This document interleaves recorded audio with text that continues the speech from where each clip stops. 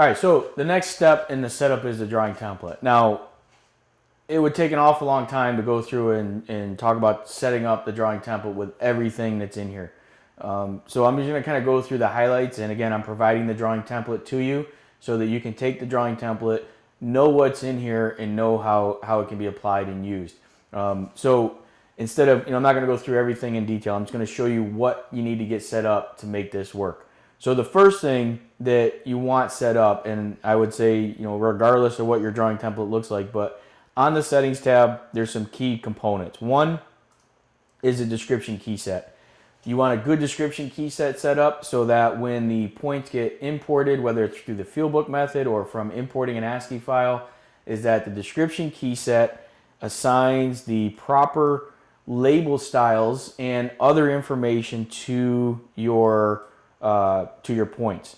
So you can see that I've got a pretty robust description key set here that comes with a drawing template that applies the style and a label style as well as a format to all the structures in my drawing. So that's the first thing. So not only are you setting up the description key set, but you want to set up your styles, your point styles, and your label styles.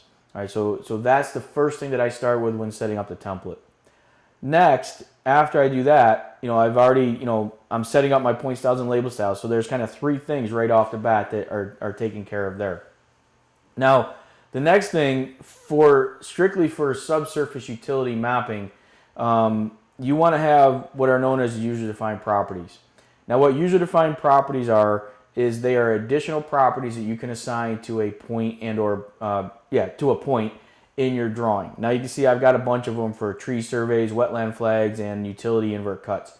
And I've done this because we've done these, this tree survey that had over 2,000 trees that were located, and I needed to make a table, and I needed to add all the tree size and type and everything, and then label all that. And the same kind of concept that I'm showing with subsurface mapping with these user-defined properties can be applied to a tree survey as well. All right, so to show you what the trees or the utilities look like, basically you first start by right-clicking here and select New, and you create a new classification. Once you have a new classification, you then come in here and you create a new user-defined property.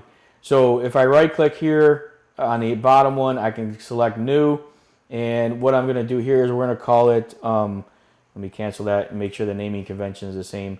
Scroll this over a little bit. You can see I've got invert cut one, all right? So I'm going to go New, and I'm going to create a user-defined property class. Now I start with 1 and would work my way through, but okay, so this is going to be 6. So I'm going to go 6-inv cut, all right? So what I'm interested in for this user-defined property to be is the cut value from the rim to the invert.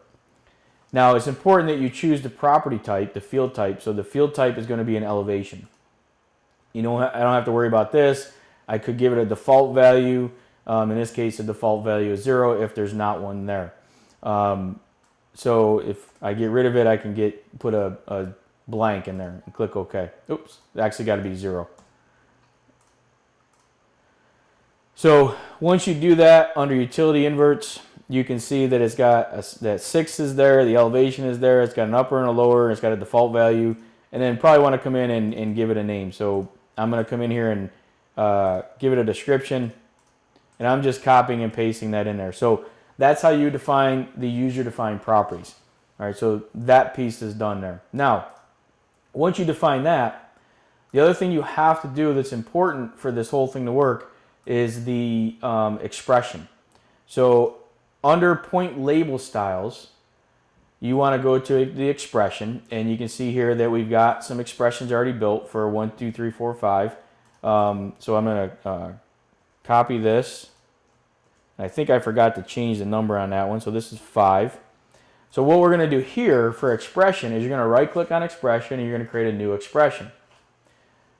You're going to give it a name, and I'm going to call it invert elevation, and this is going to be 6. I give it a description. All right, so that's for 6. And my expression is basically going to take the point elevation, So if I come down here and select point elevation as the first property, I'm then going to subtract the invert cut. So I'm going to pick 6 invert cut. That's the value that's going to be for the invert of my 6 invert if I had one.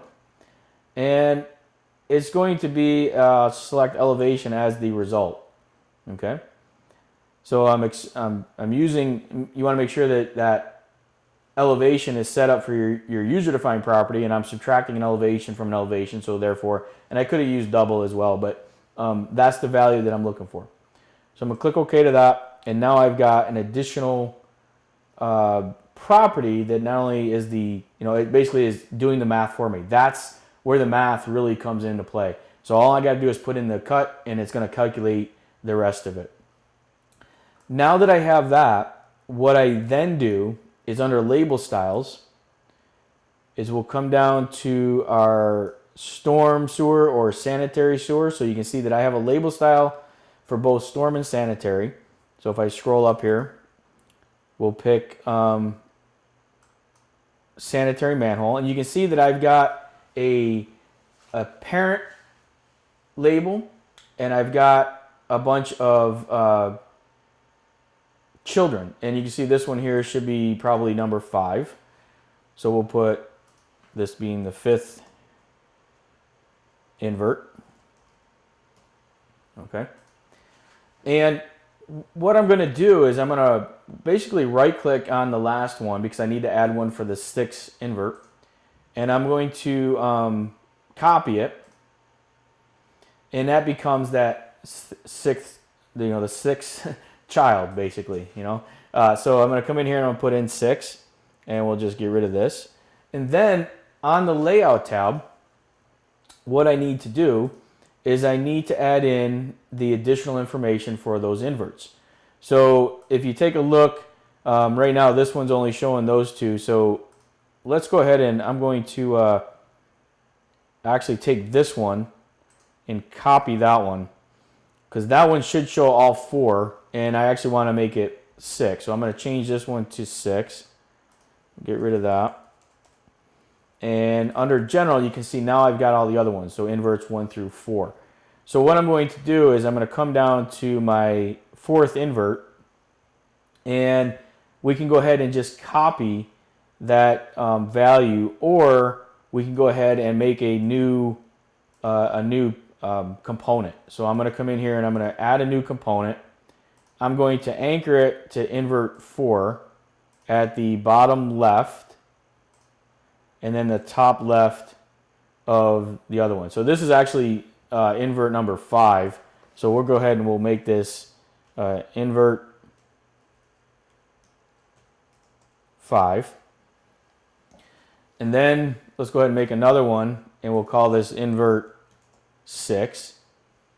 And we'll do the same thing. We'll attach this to invert 5 to the bottom left, and then attach it to the top left of that invert. Now we need to change the value. So we're going to go into contents, and in the content field, what I'm going to do is I'm going to put in inv dash or parentheses 6 end parentheses equals, and we're going to select the invert 6 elevation, not the cut value, but the elevation.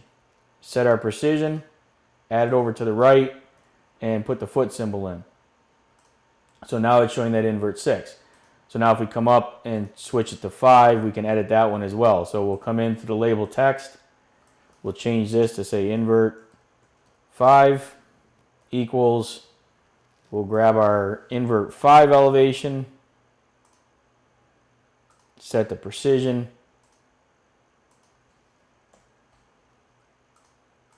and now we've got invert 5 as well. So if we've got 6 inverts, we want to obviously show all 5. So I'll click OK to that, and that's basically how you set the label style up. And then all you're going to do is, if you got 4 inverts or 2 inverts or 3 inverts, you just swap the label style of that particular point. But this is another key component of setting up the template. Okay. So again, user-defined description key set, label styles, point styles, and your user-defined property classification. You want to have those set up. Those are critical. On top of the settings, you also want to have, which would be helpful, is a bunch of predefined point groups. So you can see I got a manhole point group. I've got my telephone, manhole, electrical, water, gas, catch basin, so on and so forth. So by having those point groups set up in the template, that's also a key component, so the information goes and populates the right groups. Okay. Now, the other part of the settings and other feature that needs to be set up is under the general tree, under label styles, is you got some note feature labels as well as some line labels. Now, in the line labels, again, this can be depending on the area of the country you're working in and what you're doing. But what I've done here is, if I scroll down, so under my line, under my site general existing features, again, I have it's a parent, and then I have this existing utilities sanitary pipe label and storm pipe label. And inside of those, if I expand the sanitary, you'll see that I've got sanitary for 6-inch pipe, 8-inch pipe, 10-inch pipe, and it's PVC. And then I also have this end designator, as well as I've got the pipe label number 1, 2, 3, and 4. So what we'd want to do is, for having a 5th invert or a 6th invert, you'd want to create another label style. But just as similar as I did with the inverts and the storm structures, I've got a parent and a child for each one of those. And I'll show you what these end designators do here in a little bit. And I repeat that for the storm. So under storm, I've got the different pipe sizes and different types. And all that is going to come into play when you start labeling the pipes. So, some of this is automated, some of this you have to actually add, but instead of typing in 18-inch PVC as a piece of text and aligning it to your pipe, I'm using the labels to take care of that. So there's some functionality here that also needs to be set up. So again, there's a lot of setup involved, or a significant amount of setup involved just for this particular component. But you can use these labels in a lot of different aspects and different workflows within your surveying and mapping functionality with Civil 3D. So those are some of the key components. And the critical part is basically the point styles, label styles, and the user-defined classification. All right. So once you have that information set up, your user interface, your drawing template, now you're ready to pretty much rock and roll and start producing and mapping your data. And we're going to get into that next.